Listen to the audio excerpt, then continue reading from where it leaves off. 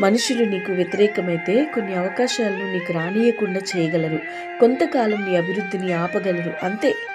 మనుషులు ఎంత వ్యతిరేకించినా కానీ ఒక్క దేవుడు నీ పక్షాన ఉంటే ప్రకృతి నీకు సహకరిస్తుంది. పరలోక సైన్యమంతా నీ పక్షాన నడుస్తుంది. అవకాశాలు నిన్ను వెతుక్కుంటూ నీ దగ్గరకు చేరుకుంటాయి. ఎవరు మూయలేని విధంగా దీవెన ద్వారాలు తెరవబడతాయి. ఎవరెన్ని ప్రయత్నాలు చేసినా, ఎన్ని పన్నాగాలు పన్నినా దేవుని హస్తం నీకు తోడుంటే నీ అభివృద్ధిని ఎవ్వరూ ఆపలేరు.